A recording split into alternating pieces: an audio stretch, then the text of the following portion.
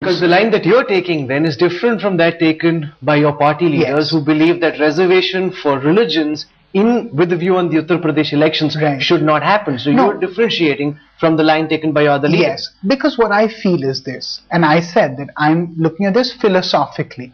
In theory, if religion cannot be a way to include people on bodies, it cannot be a way to exclude them from their rights as well. So now when we see you speaking up for the rights of Muslims... No, I'm not speaking up for the rights of anybody. I'm speaking up for what I believe to be right and what I believe to be just. All I'm saying is that treat two Indians equally. So if there is an Indian who's very poor, who's a weaver or an artisan, or a lohar or a sunar or anything like that, right?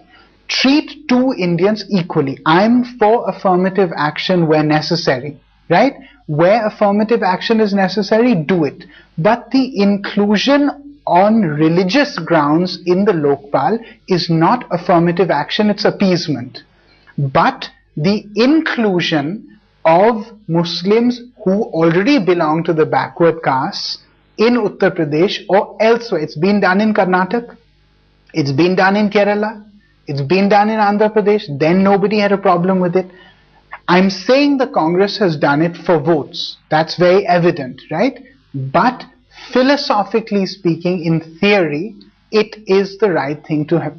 Your critics would say that this is an attempt at image correction, that someone who got branded as being anti-Muslim in the 2009 parliamentary elections is now saying these things to try and erase that image and build a new image of being pro-affirmative action. Look, I'm saying that it has nothing to do with affirmative action, firstly. What I'm saying is there's nothing that I said in 2009 that was even remotely anti-Muslim. The High Court judgment has been in my favor, right? The other judgments shall also be in my favor.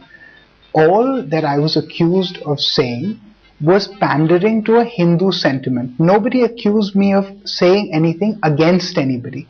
My point is very simple, right? My point is, firstly, I have always maintained, and I've said to you in the past, that frankly speaking, I mean, what I said was not what was portrayed at all, and the courts have ruled in my favor. Because I have some comments that you made at that time. Since we last spoke. If somebody lifts his hand against Hindus or thinks they are weak, there is nobody behind them. I swear on the Gita, I will cut that hand off. You use some words which are used in another derogatory fashion about a particular community. And I will say that what the judgment says, which I will state to you, is the following. Number one, a 1 hour speech has been cut into a 1 minute soundbite, right? Number two, that CD has over 39 cuts to it. Now these are all facts, they're not this thing. And the most important is the forensic science laboratory shows that it's not my voice. You see, I have a soft voice. I can't speak like Amitabh Bachchan even if I want to, right?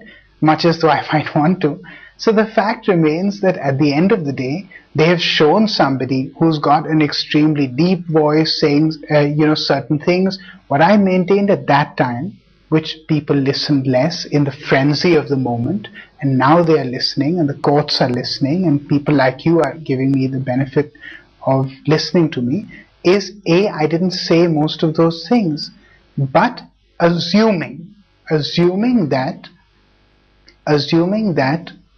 there is some truth to some of it, which I'm saying that there's no truth to most of it, then what needs to happen is that in issues like this, which affect the future of the nation, right?